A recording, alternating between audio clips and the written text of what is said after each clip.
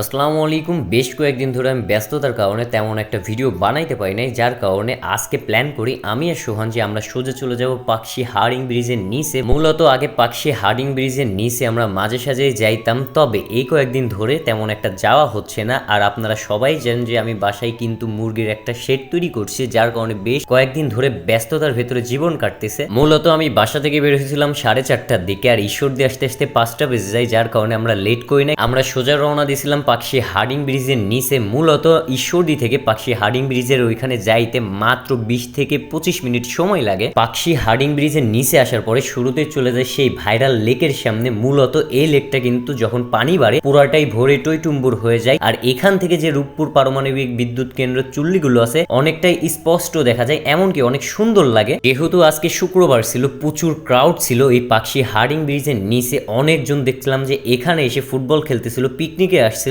আর আমরা আসছিলাম শুধুমাত্র এই পাকশি হার্ডিং ব্রিজের নিচের সেই বিখ্যাত ঝালমুড়িটা খাওয়ার জন্য। আমি যদি পাকশি হার্ডিং ব্রিজে 5 মিনিটের জন্য আসি, একবার হলেও মুন্নার দোকান থেকে ঘুরে যাব, কারণ তার হাতের শরবত অথবা ঝালমুড়ি না খাইলে আমার পাকশি আসাই বৃথা হয়ে যায়। তাই আর দেরি করি নাই, সর্বপ্রথম মুন্নাকে বলি যে আমার জন্য কড়া করে একটা লেবুর শরবত বানাইতে, কারণ অনেক গরম পড়তেছে ভাই। এই গরমে শরবত না খাইলে আমার দিনই কাটবে না। শরবত খাওয়া শেষ করতে না করতে আমি আবারও ঝালমুড়ি অর্ডার দিই, কারণ তার হাতে ঝালমুড়িতে ভাই জাদু আছে। বেশ কয়েক রকমের মশলা দিয়ে সে কিন্তু অনেক সুন্দরভাবে ঝালমুড়ি তৈরি করে। আপনারা যদি পাকশি আসেন একবার হলে এখানকার ঝালমুড়ি আর শরবতটা ট্রাই করবে, আশা করছি ভালো লাগবে, কারণ আমার কাছে ভালো লাগে। তা বাদেও এক একটা মানুষের এক এক রকম টেস্ট হয়ে থাকে, জানি না আপনাদের কাছে কেমন লাগবে, তবে আমি বলবো আমার কাছে তার হাতে ঝালমুড়ি অনেক বেস্ট লাগে। খাওয়া দাওয়া শেষ করে আমরা হার্ডিং ব্রিজের ঠিক নিচে চলে যাই। দেন এখান থেকে ভাই আমার অনেক লোভ লাগে যে ওই চরের মাঝখানে যাব, যার কারণে প্ল্যান করি যে আমরা যেভাবেই হোক না কেন ওই চরের মাঝখানে আমরা যাব। শুরুর দিকে ভাবলাম যে আমরা নৌকা দিয়ে পার হব, তবে দেখলাম যে অনেক মানুষ নিচ থেকে হেঁটে হেঁটে ওই পাশে যাচ্ছে, যার কারণে ভাবলাম যে আমরা খামোখা নৌকাতে উঠবো না, আমরাও তাদের মতো হেঁটে হেঁটে যাব। এমনকি হেঁটে হেঁটে নদী পার হয়ে চরের মাঝখানে চলে যাব। তবে ভাই বিশ্বাস করেন, নদী পার হওয়ার জন্য দেখলাম যে অনেক বড় সিরিয়াল লাগছে, যার কারণে আমিও সিরিয়ালের পিছনে দাঁড়াইছিলাম, কিন্তু ভাই আমার মনটা চাচ্ছিল না যে তাদের পিছনে দাঁড়াই থাকতে, যার কারণে এক লাফ দিয়ে আমি নদী পার হয়ে যাই। মানে বুঝতে পারছেন ভাই, আমি পুরোটাই সুপার হিরো হয়ে গেছিলাম, মানে সুপারম্যান হয়ে গেছিলাম। এক লাফে নদী পার হওয়ার পরে ভাই এই চরের পুরোটা একটা ফিল নিচ্ছিলাম। বিশ্বাস করেন এত ভালো লাগতেছিল,